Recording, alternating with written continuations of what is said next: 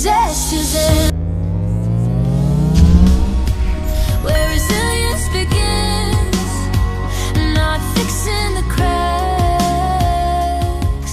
Hello everyone, and welcome to Zest is Zen with me, Shel Marie, the podcast that'll take you on a journey from the hustle to the harmony, fueling your passion whilst finding your peace. I am super excited to welcome my guest today, Clayton Platt. He is a mindfulness teacher, leadership coach, and a former financial services executive with over 30 years of experience now supporting leaders and teams to bring mindfulness into high performance environments. Through his mindfulness, neuroscience, and practical leadership tools, he explores how we stay grounded, present, and effective even under pressure and uncertainty. From one podcast host to another, it's an honor to welcome you today, and I would highly recommend all the viewers checking out his podcast, his own podcast, Magic in the Moment. For more information, please see the description. And as always, if you feel called, I invite you to share a little love, not only for my podcast, but for also Clayton's, by helping amplify our guest voices, because there are some powerful guests that we have both interacted with and will continue to. It costs you absolutely nothing, just a click of the button, but allows this wisdom and powerful episode to shared here today to reach many more hearts and many more minds. So thank you if you've done so already. And may this episode bring you the clarity, presence, and perspective that you may not know that you are seeking. So really look for those little gems today. Welcome, Clayton. I am so thrilled to be here. And I just want to give a shout out, folks. Subscribe. You know, this is how we help the people who are doing this good work. Other people need to know. So absolutely, Shel. I'm a subscriber. Same, I am for you too. And that's the thing, you know, actually, this is a really good starting point, I think, because I know just from looking at some of your incredible conversations that you've had already with many guests, what we put out returns back to us. So even if you are not on YouTube, you are not, you know, a podcast host or whatever, just think about the energy, because it doesn't always return in the same way. So you put out and you pour into another, you are going to have that amplified back. And I've really started connecting to that, because I think, you know, there was a time where it was like people get very focused on what they're creating and what they're doing, but actually the more you can see the goodness in others and pour into others, and with everything, which I'm sure we'll explore, you want more love, give more love. You want more connections, expand, connect with people. And I believe that the more you put out, the more you bring back to your life amplified. So maybe let's start there. I just feel like it came up. I love that, Shel. And it's so funny when you're talking about that. One of the things that was occurring to me is, on the positive side, 100%, right? If we want more love, share more love, right? If we want sort of more creativity, right? Put creativity out, and creativity comes back to support us. But on the flip side, the darker side of that is, we may unintentionally and with lack of awareness be sending out negative vibes, right? Yes. We're complaining, right? We are, we're impatient. All this stuff, we send out the impatience, we send out hate, right? That, it may not, as you say, it may not come back directly in the same way, but it is sending into the world that energy, and that energy then has an effect, and it will come back to you in some way, right? So the setting of those intentions, right, is so powerful, and it's powerful for the universe, but let's just take it for ourselves. Taking that moment of self-awareness to say, well, what's important to me, right? What matters to me? How can I then bring some intentionality to that, spend some more time building that, and also being careful, for example, how I communicate. And again, that whole thing, I use the word the vibe because that kind of feels a little less, woo-woo, right? And we get this pushback, don't we, Shel, right? It's like the work we do for many years was not part of our culture at all. And then all of a sudden it's like, okay, now we're allowed to talk about mindfulness, but there's still a little pushback. But Yeah. let's just say this. Let's just say this, because this actually underscores the work I'm doing with the podcast, Magic in the Moment, because it's mindfulness in real time. How does it show up for us in real life? Because it's not always, I sit on the cushion every day in some respect, right? And maybe 30 minutes on the cushion, or maybe 5 minutes right before midnight, I'm meditating, but it's every single day. That's my commitment. On the other hand, for some people, it could simply be taking that moment when they're walking outside and just Yeah. being aware of what's outside, Yeah. right? Just being there with the trees, with the birds, with the cars, whatever it could be, but just saying, I'm here. So as we were talking about setting that intentionality, just take a moment. Just take a moment, right? And say, what do I want the world to get from me today? Yeah. Beautiful. Beautiful. And it's really interesting that you just brought that up, because I was reading this book. It was by Catherine Ponder, which is the dynamic laws of prosperity. And I was just on the chapter of prayer and meditation. And it's just really interesting, because what came to my mind straight away with what you just shared was, we're all different. We all,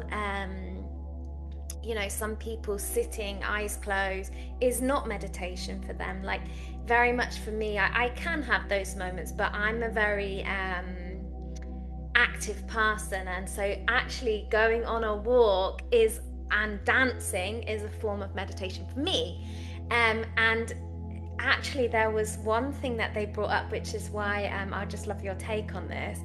She says, like, there's different forms, and I won't go into them all, but one is just connecting to a word, for example, which I know people can do in meditation. So, abundance, success, whatever.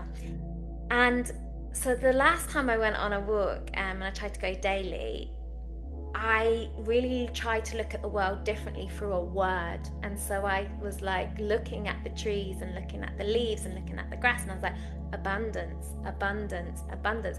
And I guess that's where it goes from being a walk into a conscious, almost meditative walk of presence and being there and being like, wow, this world is so abundant.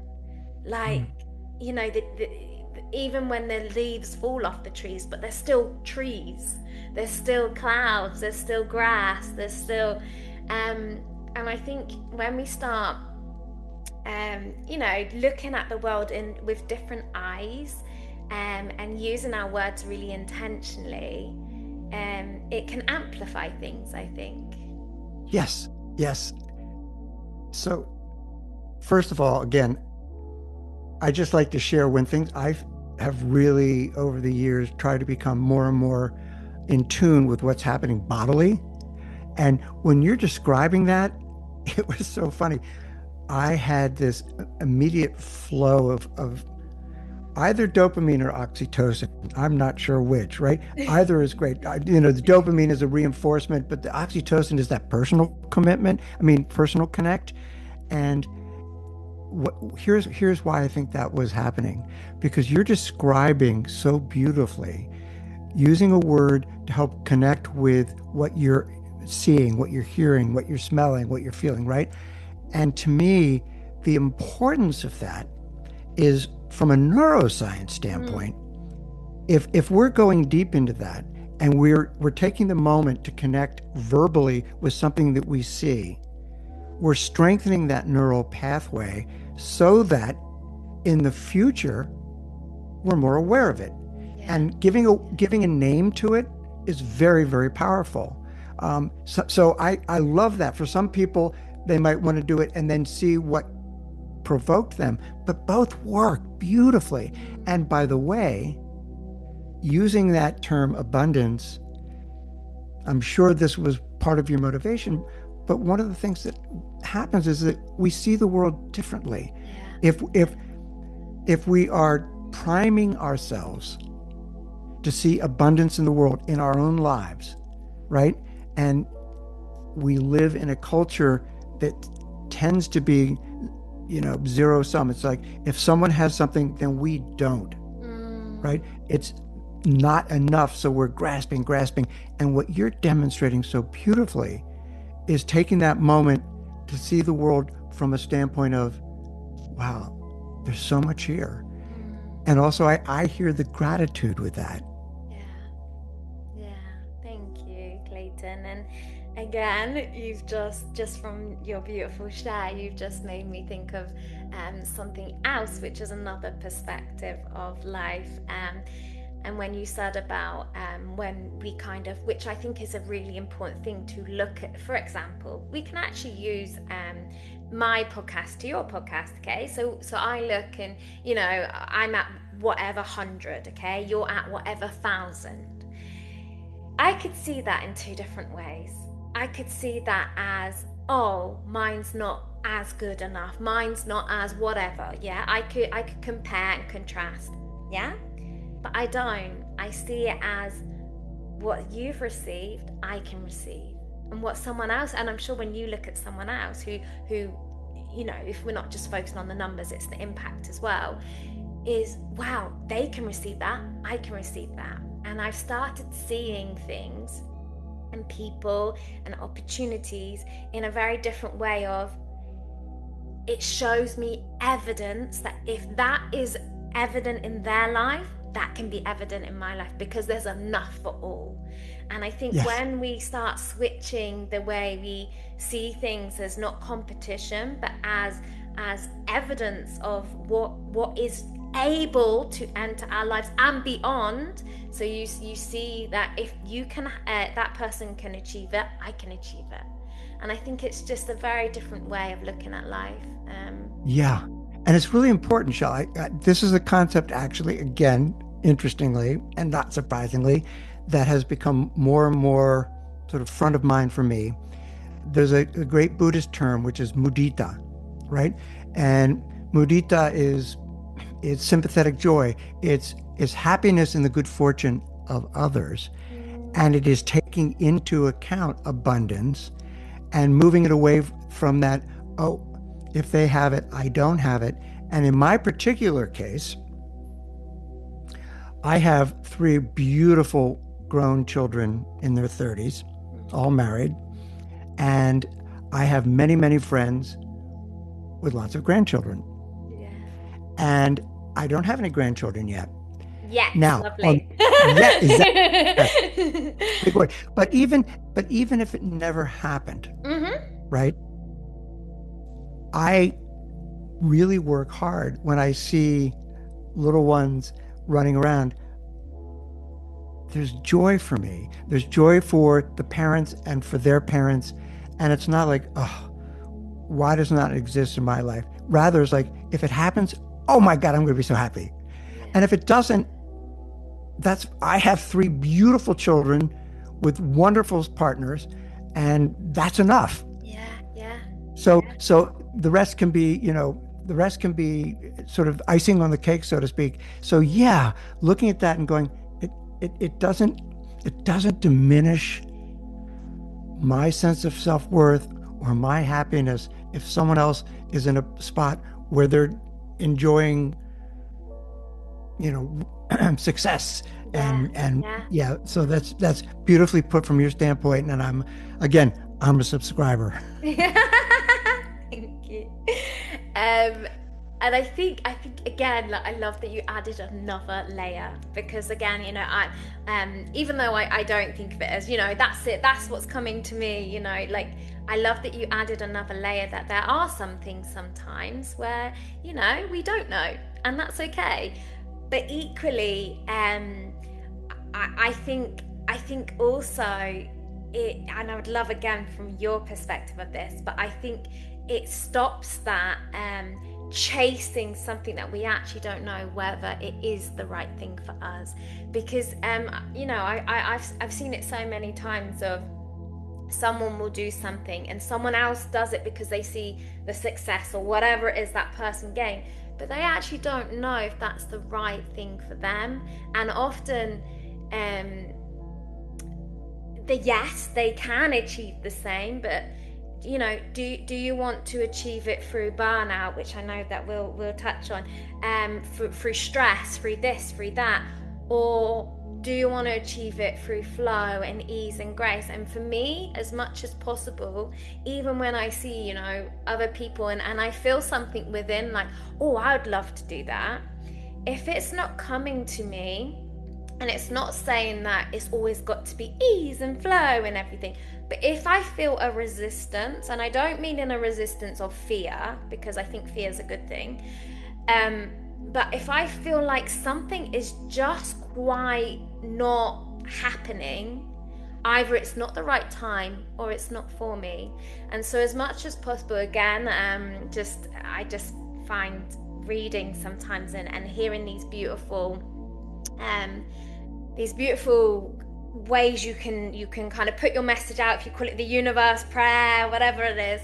And a beautiful thing that's also said is, I see this, but if that's for me, I know that the divine selection or the best version for me will enter my life, if not something better.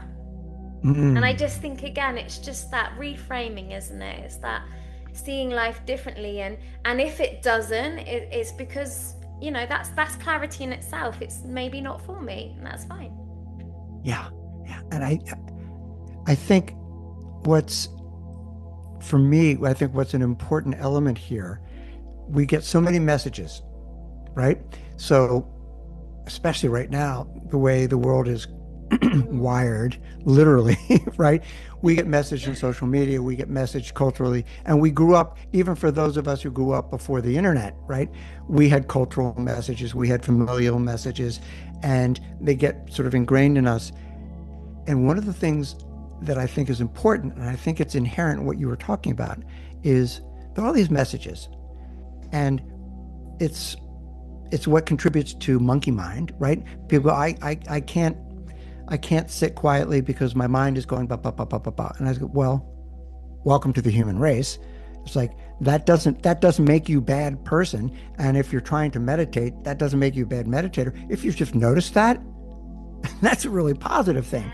Yeah. But being able to filter through those messages. And so you're saying, it's like, hear a message, oh, you should be doing that. That should be, it's like, okay, take a moment, take a beat in whatever way works for you. Right?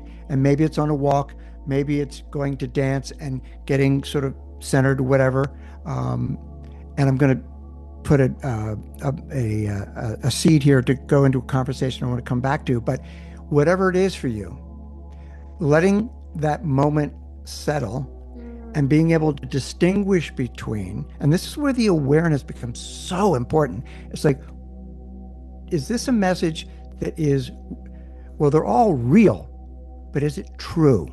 Yeah. And so that monkey mind or that chatter that says, I need that, I need that, I need that. It's like, okay, wait. Let me settle. Let me take a moment, take a beat, and then listen to what's coming from in here. And that's one reason why I sit on the cushion, but again, not for everybody, but to be able to zero in on what's my heart saying. Let me tune into that intentionally. And sometimes it's really hard to hear it because of all this. But the more that we make that effort, right? And one of this has really become, for lack of a better expression, my mantra.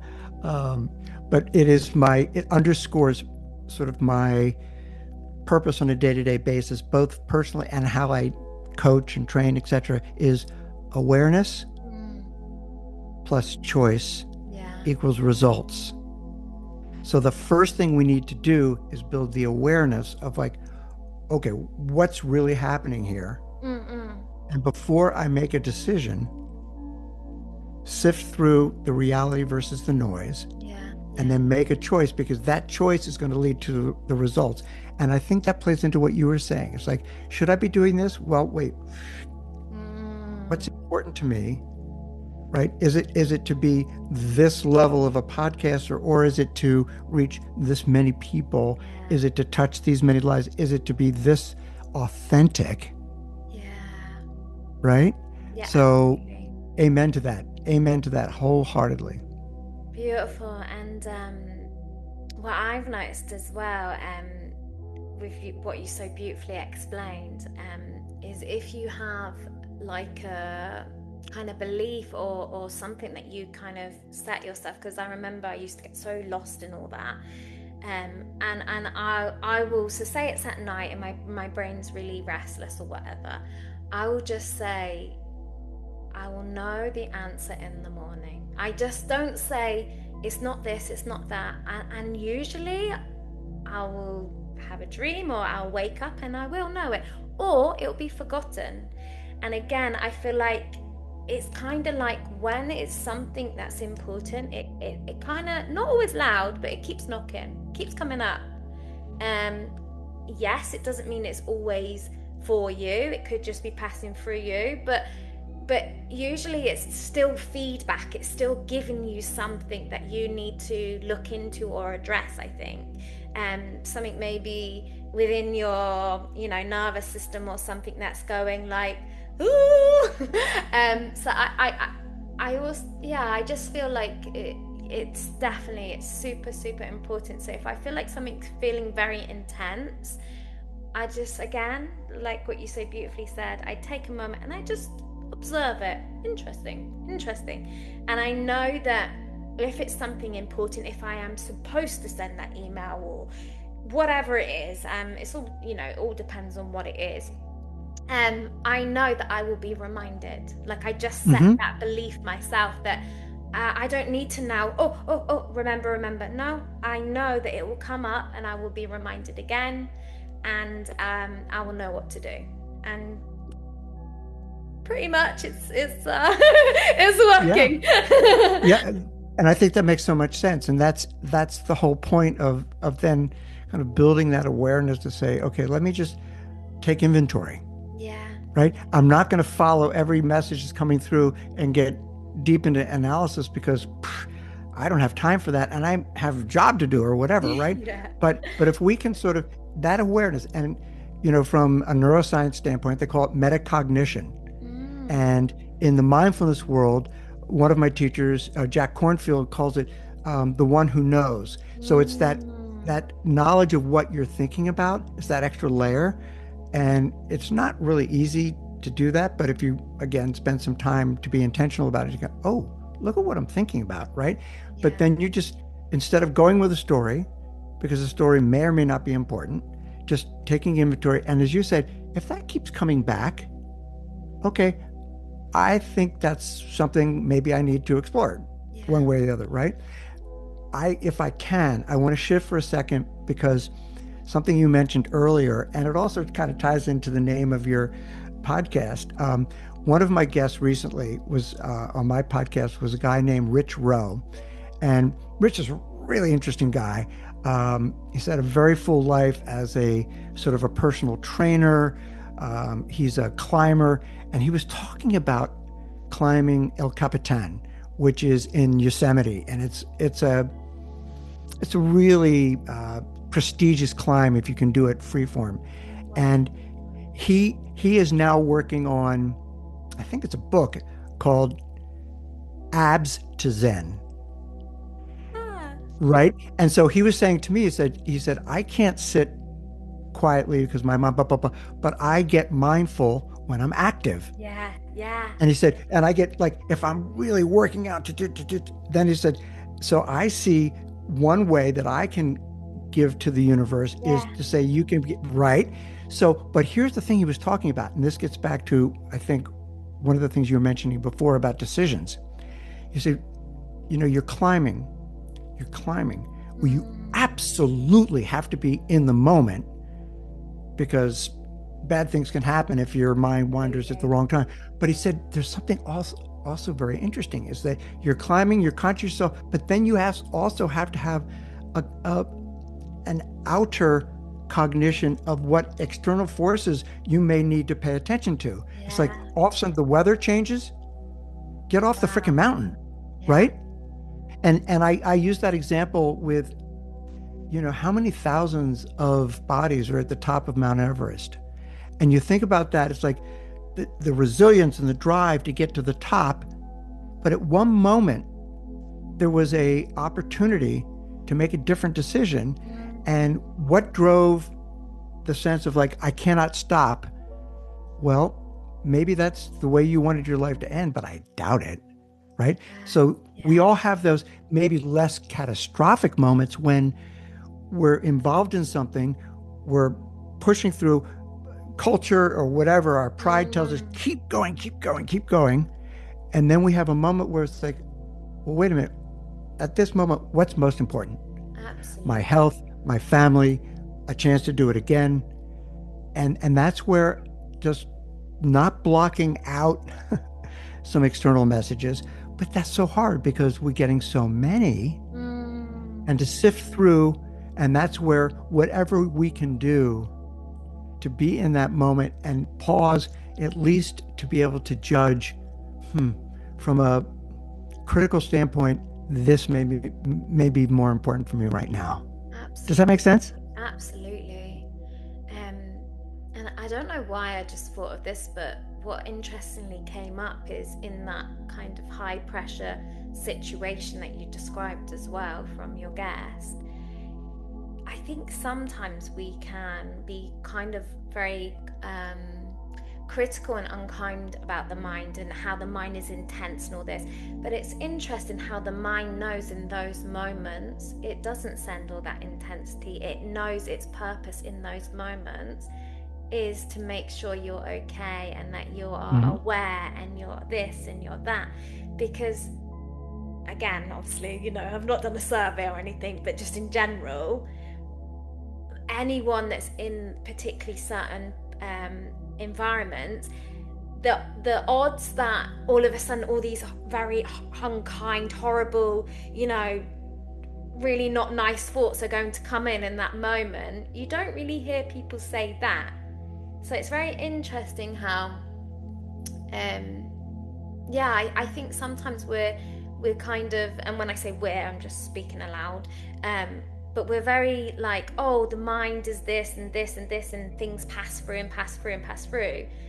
But it is very clever because it knows when maybe you're in a more idle state and it's bored, or I don't know. I just find thinking that's very interesting, and yeah, it's not saying it won't come at all. Like maybe when he then gets to the top and reaches whatever, and it could be like, oh, this could have happened, this could have but I feel like it's just very interesting in the moments when we really need that clarity, we need that certainty, we need that strength, that resilience, whatever it is. We need to be very, hyper vigilant and aware of our surroundings and everything.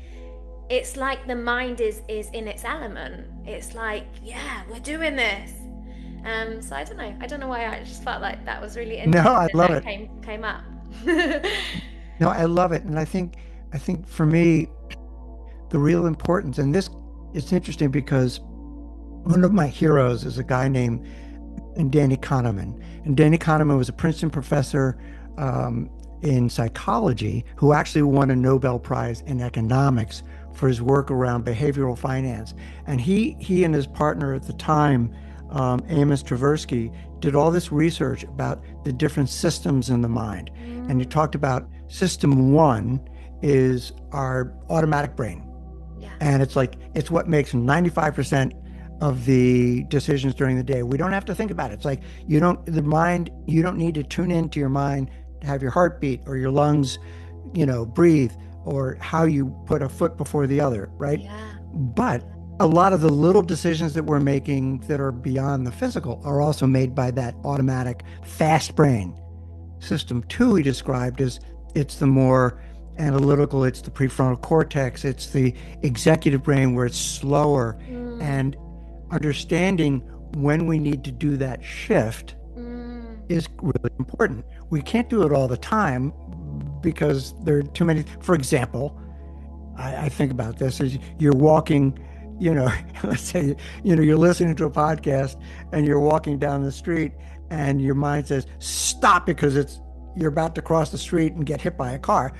You don't want to make a conscious, rational decision about that. Just stop, right? But when you mentioned earlier about sending that email, right? So we may want to take a moment to say, do I really want to hit reply all? Do I really want to tell this person I think they're a freaking jerk, right?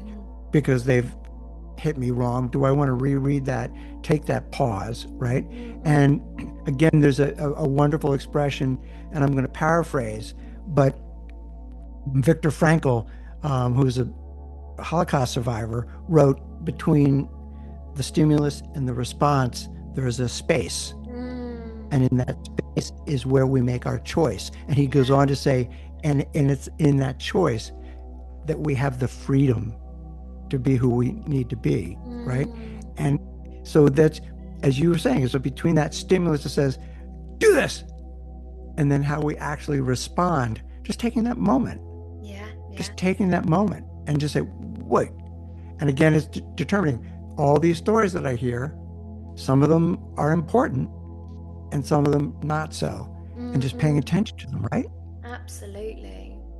And I think I think you will appreciate and respect this from your own incredible expertise in the brain, way more than I know. But I just always get curious in things. I just always ask based on what I think in the moment. And someone also said to me once, because we are all different, we are all unique, as we've been speaking about continuously, and for that person that isn't at that point to pause and take that time because it's so intense maybe. Another thing that someone said to me once, which I thought was just really, really amazing, is go onto your phone, not on the, or whatever, anywhere near reply or anything like that, like separately onto notes or onto your voice notes. Send exactly how you feel, because sometimes I think it's energy as well. The energy needs to come up and it needs to come out. And then they said, like, it's not saying leave your phone at home or whatever, like have faith in yourself. You can create, you can create something and then be mature enough to leave it. Go for a walk or whatever it is you feel like you need to do. Go cooking, do whatever it is that, something that you can connect to that gives you that maybe that peace. And then listen back to it as if you received it. And I just thought, because I think, again, sometimes some people are not at that point to have that. And I think everything, like learning to ride a bike, it comes in time. Maybe you'll need to go through that phase first, and then once you've reached that phase, and then as Zest to Zen, it's all it's all a process, and it all depends on the circumstance and what energy has been sent back at you first. And even a positive one, not always negative. Sometimes, you're in that moment and someone sends you something and you're just, and again, it's like, are you oversharing? Are you doing this? Are you doing that? Are you giving? Just take that moment and just know that, you don't have to do everything now. So you see the smile, right? I just love that. So this is a pure example of listening to someone describe something that you'd never really considered yourself. And I'm sure that's been shared with me in different ways in the past, but I may not have paid attention to it. And hearing it from you, it's like, well, there's brilliance there, because it is contributing to the same positive result. And it is giving a new tool to some folks who may not, again, find it easy to take a pause. Or let me take a step back and say, I think there's incredible value in being able to record something vocally or typing or whatever, and going back and looking at it, because that actually gives you a physical manifestation of what your mood was at that time. And you can now begin to also say, this is what I would say, hey, go back, revisit that, and actually remember what it felt like internally. First of all, when you experienced what triggered that, and feel that, because then there's awareness that builds in the future, right? And secondly, feel, what did it feel like to write that, to say that? Did you feel relief? Was, underneath there, was there anger that was building, da da da da da? And yes, you may say, you know what? In my life, I'm going to take this and give it to AI and say, can you Oh tidy it up yeah. now? So, Oh yeah. right. Thank you, But we, AI. yeah, right. But we can learn from that and say, okay, wait, as you said, how would I feel if I received that? Yeah. And say, okay, that wasn't exactly the way I wanted them to receive this. I'm going to share as a sidelight, one of my favorite teachers is a guy named Oren J. Sofer. He's a brilliant mindfulness meditation teacher, and he wrote a book called Say What You Mean. And it's about mindful listening and mindful speech, and it's based on nonviolent communication. He has also had courses that I've taken, but that moment, there's a lesson there, Shel, and I so appreciate you sharing that, where you can learn so much about yourself, but also, how do I want to be received? But that wasn't what I wanted them to hear. Yeah. There's so much anger there. I want them to hear this was important, not like you're a jerk. Yeah, yeah. Right? And that's the thing, isn't it? There's power in it, but then it's like, is that really the energy you wanted to portray? And often in that moment, when we think about the elements, and I think fire with fire just causes more fire. Right. So I just think, like, sometimes even taking that step back, and you might not be in that mindset to start with, but actually also it gives you a chance to see, most of the time, what has been sent to you is masked in the other person's fear, 100%. whatever it is. And I think, again, when we just respond, and it's so easy when it's typing or writing, or and I know from like my weekly email, my weekly articles that I put on LinkedIn, I know there's articles that I write in the moment sometimes because of something I felt, and it passes because I actually am not in that energy anymore. I'm not in that mindset anymore. And sometimes I've received more clarity and more insight, and if you want to call it wisdom, on something that in that moment I felt something within me that wasn't actually anything to do with me. And I know that sounds very cryptic and stuff, but people can No, it read doesn't. the lines. Doesn't. And this is, again, one of the reasons I'm having so much fun, Shel, is that there's, some parallel universes that you and I are passing through, and that weekly blog is something I do, right? And I've been doing it for 6 years, and it's like, one of the things in the beginning, it was like, I should write about this, I should write about that. And then later it was like, just see what happens, see what, activates you, right? And here's the thing though, what you mentioned, and I've really tried to get good at this, and I'm getting better, is that sometimes you're activated, inspired to write about something, because in the moment, and I'll start writing, and then I take that moment to go, really? How important is this? And if I'm sharing this to the world, there's a reason. I want to help educate, I want to share, whatever. I want to build some enlightenment, whatever. But is that it? And being able to then, revisit that and say, maybe not. And say, it's okay now. I'm going to be pressing my deadline. Maybe I'm going to put it a day late, but I want to write on something else, because upon, as we say in the sports world, upon further review. I could see your newsletter, like, just say it's going to be a day late. Upon further review, it'll be with you tomorrow. But I feel like, without putting labels and names on things, I feel like that's the difference between creation and I can't think of the other word right now, but you know what I mean, like compulsion or because essentially we're holding it to ourselves. Yes, okay, I love to release it on a Sunday, but who actually said I have to? I place that on myself. Again, obviously, if you're in a job, it's very different because you are held to certain things. But I feel like that's why,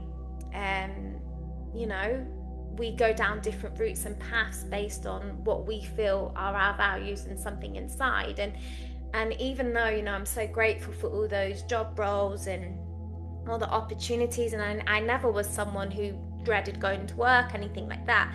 But there was always something within me that always felt kind of held to things. Whereas now it's interesting because I almost do above and beyond, but because I get to create it. I'm happy sitting there at whatever time. And I think there's just a very difference between that and someone, and again, we're all on different paths and not everyone experiences, but someone saying, that needs to be on my desk by tomorrow. That's very different, and it's not saying you don't enjoy what you're going to create from that. That's very different to then picking and just noticing, not even thinking about the time. Wow, I've been doing this for 4 hours, but I love what I get to do. So yeah, and I think, anyone listening right now, it's like, that's easy for you. No, it's not. It's a choice. Yeah. Because you don't still know the background. You don't know what compromises someone has made in that moment. I don't believe it will last forever, because I believe when you put your heart and your soul into something that you believe in, everything will always come to you. But sometimes, it is that kind of dance of life of, are you going to go back to what's easy and can give you instant rewards? Or are you going to keep continuing with something is the right path for you? So yeah, I don't know why all that came out as well, but anyway. And it's so interesting because I've been focusing recently, and some of my themes have been along this line of wayfinding versus following the map. And there's a great, he's a Stanford professor named Dave Evans who wrote a book called Designing Your Life. And what made me think about this was that way back when, and I'll try not to use years because that will show just how old I am, but right out of college, I went to work for this big New York bank, and I worked with wonderful people, but the work was like, And like a year after I started, in the summer, I went to a wedding and I ran into a friend of mine who was actually down. He'd come up from teaching English in Cali, Colombia. And he described that to me, and I went, for 2 nights, I couldn't sleep. It's like, I wanted to do it. Okay. I ended up going down, which was wonderful. I spent 2 years down there, and I was teaching mostly to executives. So I wasn't teaching kids, I was teaching adults, and I loved it. When I came back to the States, I went back into banking. And it took me 35 years to connect that, I loved teaching, and I loved teaching adults. I found that then through corporate training. It was like, right? And it's like, this is really fun. And one of my dear friends pointed out, she said, one of the things that you've evolved into is that person who teaches and entertains. And there's no problem with a little entertainment there, because hopefully it keeps people their attention. But not having figured that out. I know.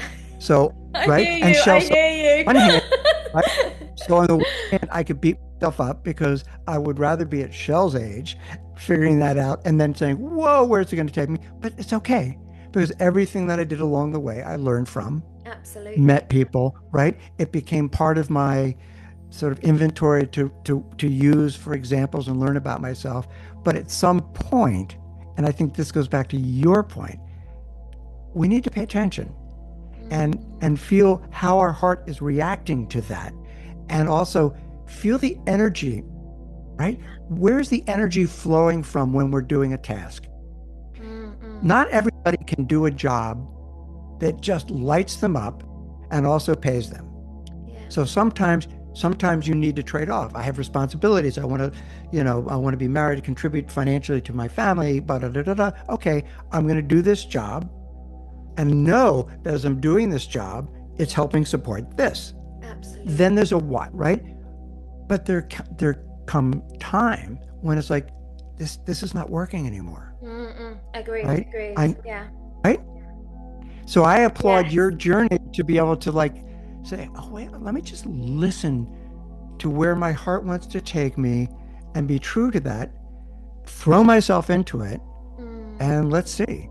Yeah, absolutely. And I hear you 100% because I was equally someone who, particularly because I was in teaching, it was like that year would roll round and it wasn't dread, but it was like, we're doing this again. Okay, we're doing this again. And I loved being, because I still believe, it's a really important role and those beautiful little minds that I was able to shape.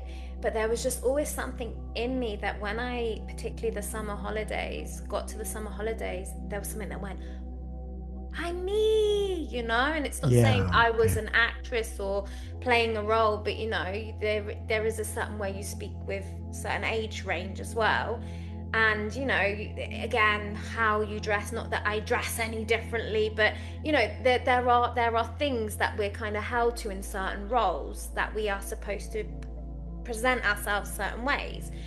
And yeah, it literally took me pretty much 7 to 8 years of the kind of just stuck in a loop. And then it's interesting. So I did then what you said of, oh, it doesn't have to be this or that, because I always thought it has to be this or it has to be that. No, okay, make it happen. How can you make it happen? In the evenings. And then the abundance that started to come in, that was like, okay, now I feel like there's something in this, follow it. Does that mean then it was like, then the money came and this and this? Of course not. It's almost like a test of life, isn't it? It's like, oh, are you enjoying it still now? Yes, I was. Was I then having this healthy check? And at that point in my life, I could be a little bit more, if you want to call it, selfish, because it was just me. But equally, I also know and respect of what you said of, when you have that family, you have whatever it isn't always such an easy decision or transition to make. But I also think that sometimes things come in as a little test just to see. And I think, what is the harm if you're not being really silly, but what is the harm if you've prepared up to that point? It's not saying, literally just transition from that to that, but if you've prepared up to that point, what is the harm in giving yourself 6 months or whatever and seeing? Is it really right for you? But equally, I have learned, sometimes you do these motivation, you listen to these motivational speakers, you do these courses, and then it's like energetically within, it's like, yeah, I'm gonna do this, whoa, I'm gonna be so successful. And that definitely was a learning curve for me for nearly 2 years.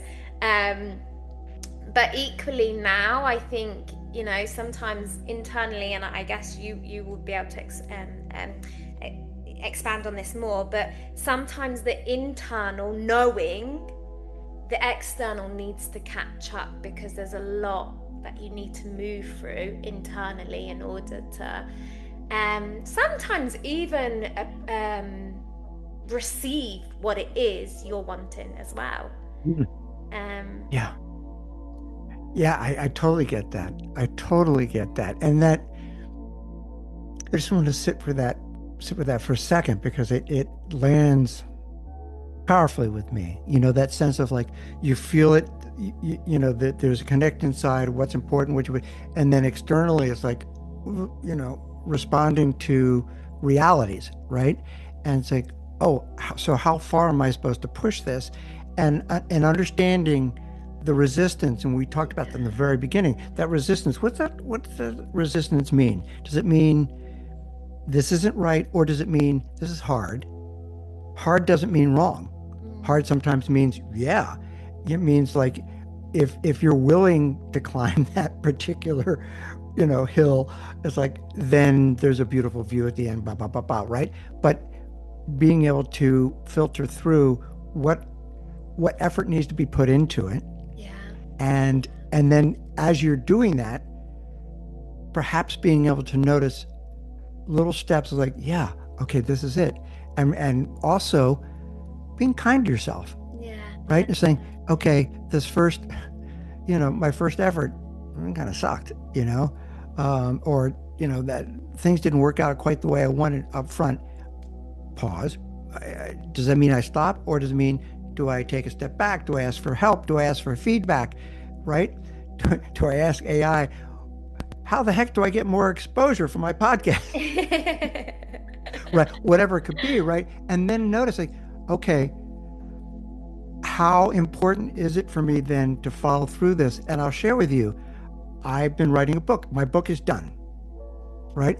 My book is done. The manuscript, I'm doing it self-publishing through Kindle, and it's just about to be published. But I've had to work hard on this last stage because I took all the 5 years at that point of blogs and filtered through and created the book from that. So that was, the hard work had already been done.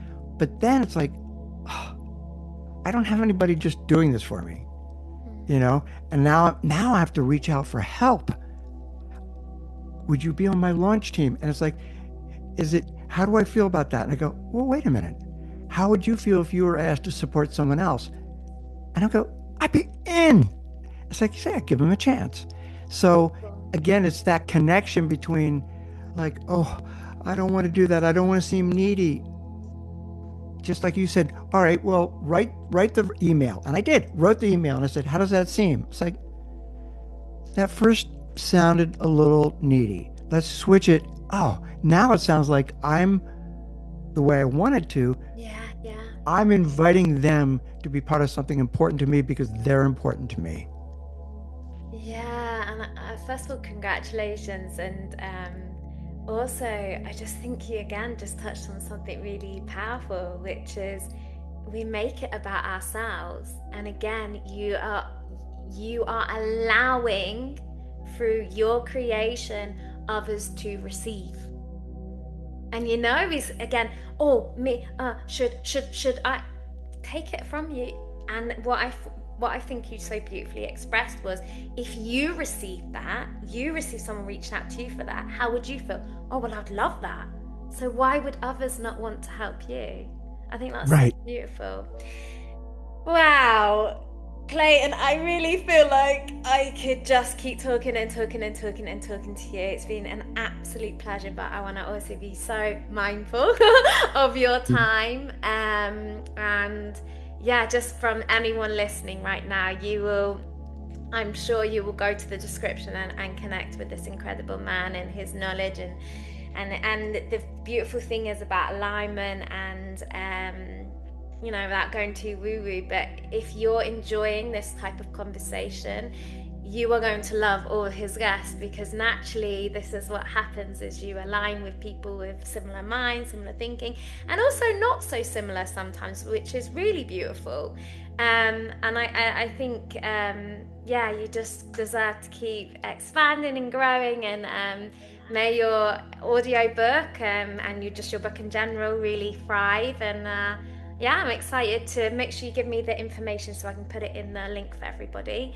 And just one last, obviously, if there's anything you still want to share, feel free. But one last thing I always love to ask my guests before they go is, regardless of everything we spoke about, if there's one thing someone right in this moment would really benefit from hearing, what would you tell them? I would say, find the ways for yourself that you can just gently and beautifully bring yourself into the moment a couple times a day. Beautiful. Right? And just know, I'm right here. It's like that song. wow, so beautiful. Or that bird. I've never seen a bird with quite so many colors, whatever it could be. Just Yeah. have that moment of appreciation for that moment. And I look forward to continuing our conversation on my podcast if you would be gracious enough to be I a would guest. love to. I'd absolutely love to. Absolutely. And I just think, just for someone who really tries to see our world as beautiful as possible, I really loved the example that you just gave because, again, some people would be like, what's she talking about? They won't understand it. But, like, for example, say magpies, okay, or snakes or things like that. I'm not saying you're interacting with these, but changing your perspective on different types of animals and how they've been portrayed in different ways is connecting to that loving, grateful energy as well. So for example, I know that growing up it was very much, the song, if people know it, one for sorrow, two for joy. And I remember being like, actually these birds are really beautiful. They're really beautiful. Why should they be attached to, and I know it's one for sorrow, two for joy, but why should they be attached to bad luck or unkindness? It's a bird. A parrot could have been that bird that was selected. And I just think sometimes, it's not saying it's right, it's wrong, it's this, it's that, but just question these kind of beliefs that we have, or these ways we look at the world. Like, do we want to keep dodging things in life and or do we want to just see the beauty and the actual creation of something that is just harmlessly living its life in the world? And I just think, as much as possible, it's not saying that whoever generational that came from is creating something, but I just like to see the world as just as it is in that moment. So thank you for that reminder. My pleasure. You're welcome, and thank you for being an incredible guest, and I look forward to being on your podcast very soon. Me too. Take care. Thank you so much. You're welcome. That's the magic that Zest is in.